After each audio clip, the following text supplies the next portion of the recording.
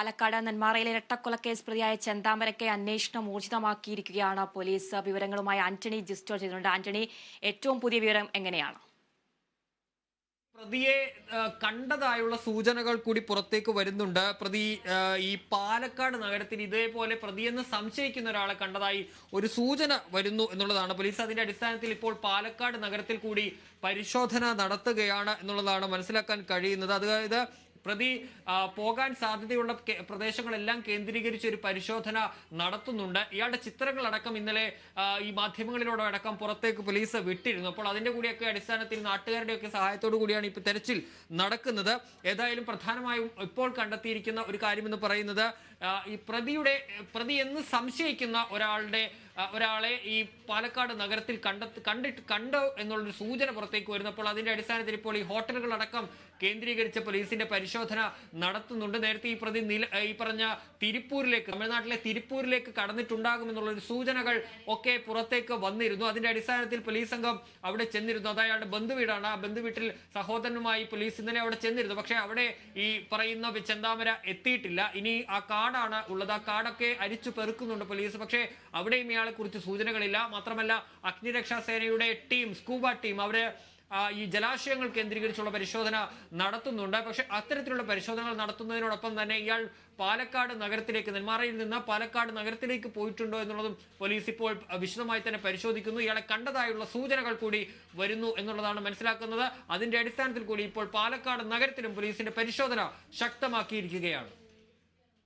ആന്റണി, പാലക്കാട് നഗരത്തിലും പരിശോധന ശക്തമാക്കിയിരിക്കുമ്പോഴും ഈ കുളങ്ങളും കിണറുകളും കേന്ദ്രീകരിച്ചുള്ള സ്കൂബ സംഘങ്ങളുടെ അടക്കം തെരച്ചിൽ ഇപ്പോഴും പുരോഗമിക്കുന്നില്ലേ?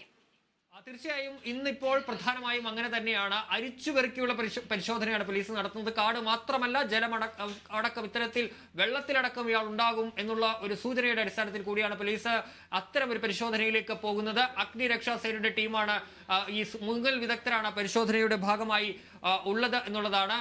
അതായത് ഇന്നിപ്പോൾ ആദ്യം പരിശോധന നടത്തിയത് ഈ കൊലപാതകം നടന്ന വീടിനോട് സമീപത്ത്, അതായത് ഈ ചെന്താമരയുടെയും കൊല്ലപ്പെട്ട സുധാകരന്റെയും ഒക്കെ വീട്ടിൽ നിന്ന് ഏതാണ്ട് 600 മീറ്റർ ദൂരത്തിലുള്ള ഒരു കുളത്തിൽ, തുരുത്തും പുറം എന്നുള്ളതാണ് കുളത്തിന്റെ പേരെന്നാണ് മനസ്സിലാക്കാൻ കഴിയുന്നത്. അത് ആഴം കുറഞ്ഞ ഒരു കുളമാണ്. സാധാരണ നിലയിൽ ഒരാൾക്ക് മുങ്ങിപ്പോകാനുള്ള വലിപ്പമില്ല. പക്ഷേ ഇതിന്റെയൊക്കെ സൈഡിലുള്ള പുല്ലിന്റെ ഇടയിലൊക്കെ ഈ പറയുന്ന പ്രതി ചെന്താമര പതുങ്ങിയിരിക്കാനുള്ള സാധ്യത കാണുന്നുണ്ട്. അത് നാട്ടുകാരടക്കം അങ്ങനെ പറയുകയും ചെയ്തിരുന്നു. കാരണം ഇത്തരത്തിൽ പുല്ലും ഒക്കെ ഉയർന്നു നിൽക്കുന്ന കുളങ്ങളാണ്, ജലാശയങ്ങളാണ് ഉള്ളത്. അപ്പോൾ അതിനിടയിൽ ഇയാൾ ഒരുപക്ഷെ പതുങ്ങിയിരിക്കാനുള്ള സാധ്യത കൂടി ഉണ്ട്. അപ്പോൾ അതിന്റെ അടിസ്ഥാനത്തിൽ കൂടിയാണ് മുങ്ങിത്തപ്പുന്നതും അതുപോലെ തന്നെ ഈ സൈഡ് വശങ്ങളൊക്കെ പോലീസ് പരിശോധിക്കുന്നത്. ഈ കുളത്തിലെ പരിശോധനയ്ക്ക് ശേഷം അവിടെ ഒരു പുഴയുണ്ട്. ആ പുഴയുടെ തീരങ്ങളിലൊക്കെ പോലീസിന്റെ പരിശോധന, ഈ അഗ്നിരക്ഷാ സേനയുടെ പരിശോധന നടക്കും. മാത്രമല്ല അവിടെ ഒരു പാറമട കൂടിയുണ്ട്. ആ പാറമട കേന്ദ്രീകരിച്ചും അങ്ങനെ പരിശോധന നടക്കുന്നു. ജലാശയങ്ങൾ കേന്ദ്രീകരിച്ച് പരിശോധന നടക്കുന്നതിനൊപ്പം തന്നെ നാടിളക്കി മറ്റിടങ്ങളിൽ കൂടിയുള്ള പരിശോധന നടക്കുന്നുണ്ട്. 125 അംഗ സംഘമാണ് തെരച്ചിൽ നടത്തുന്നത്. നെന്മാറ ഡിവൈഎസ്പിയുടെ നേതൃത്വത്തിലുള്ള സംഘത്തിനാണ് ഈ അന്വേഷണത്തിന്റെ ചുമതലയുള്ളത്. ആ സംഘമാണ് ഇപ്പോൾ തെരച്ചിൽ നടത്തുന്നത്. ഇന്നലെ ഡിവൈഎസ്പിയുടെ നേതൃത്വത്തിൽ 4 സംഘങ്ങളായി തിരിഞ്ഞ് പോലീസും നാട്ടുകാരുമൊക്കെ ഈ മല അരിച്ചു പെറുക്കിയിരുന്നു. പക്ഷേ ആ ഇരുട്ടിലൊന്നും അയാളെ കണ്ടെത്താൻ സാധിച്ചില്ല. അതിന്റെ കൂടി അടിസ്ഥാനത്തിലാണ് നാട്ടിലേക്ക് കൂടി ഇപ്പോൾ തെരച്ചിൽ വ്യാപിച്ചിരിക്കുന്നത്.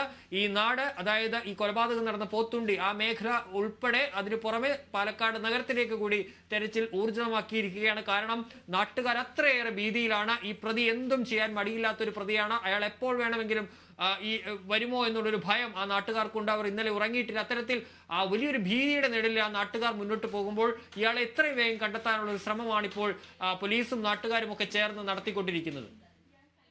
ആന്റണി, നിർണായകമായിട്ടുള്ള വെളിപ്പെടുത്തലുകളാണ് ബന്ധുക്കളും കുടുംബവും അയൽവാസികളും അടക്കം നൽകുന്നത്. ഈ പ്രതി ചെന്താമര കൂടുതലും അമ്മയുമായിട്ട് അടുപ്പമുള്ള കാര്യങ്ങളാണ് പറയുന്നത്. മറ്റെന്തൊക്കെ കാര്യങ്ങളാണ് കുടുംബം വെളിപ്പെടുത്തുന്നത്? പ്രധാനമായും ഇയാൾ ഈ കൊലപാതകം ഈ പറഞ്ഞത് ഈ അന്ധവിശ്വാസവുമായി ബന്ധപ്പെട്ടുള്ള ഒരു കാര്യമാണ് എന്നുള്ളതാണ്. കാരണം ഈ പ്രതിക്ക് വലിയ അന്ധവിശ്വാസം ഉണ്ടായിരുന്നു എന്നുള്ളതാണ്. അതായത് ഒരു ജ്യോതിഷിയെ ഈ പ്രതി പോയി കണ്ടിരുന്നു. അപ്പോൾ ആ ജ്യോതിഷി പറഞ്ഞത് ഇത്തരത്തിൽ ഈ മുടി നീട്ടി വളർത്തിയ സ്ത്രീ ആണ് ഈ തങ്ങളുടെ കുടുംബം തകർക്കാനുള്ള കാരണമെന്ന ജ്യോതിഷി പറഞ്ഞു. അപ്പോൾ അതിന്റെ അടിസ്ഥാനത്തിൽ അയാൾക്ക് അന്ന് മുതൽ ഒരു വൈരാഗ്യമുണ്ട്. അപ്പോൾ ഈ മുടി നീട്ടിയ സ്ത്രീകൾ, അത് അയൽവക്കത്തുള്ളത് ഈ സജിതയാണ്. ആ സജിതയോട് അത്തരത്തിൽ ഒരു വലിയ പകയുണ്ടായി. അത് കൂടാതെ 2 അയൽവക്കത്തുള്ള മറ്റ് ആളുകളുണ്ട്, അവരോടും പക ഉണ്ടാവുകയാണ് പ്രതിക്ക് ഉണ്ടായത്. മാത്രമല്ല ഈ പ്രതി ഈ വീടിനോട് കുറെ കൂടി അടുത്ത ഒരാൾ കൂടിയാണ് എന്നുള്ളതാണ്. പക്ഷേ ഈ പ്രതിയുടെ അമ്മാവൻ പറയുന്നത് ഈ പ്രതി തന്നെയും ആക്രമിക്കാൻ ശ്രമിച്ചിട്ടുണ്ട് എന്നുള്ളതാണ്. മാത്രമല്ല ഈ ഭാര്യയെ കൊല്ലാൻ ശ്രമിച്ചതിനെ തുടർന്നാണ് അവർ പോയത് എന്നുള്ള കാര്യവും കൂടി ഈ കുടുംബം വെളിപ്പെടുത്തുന്നുണ്ട്.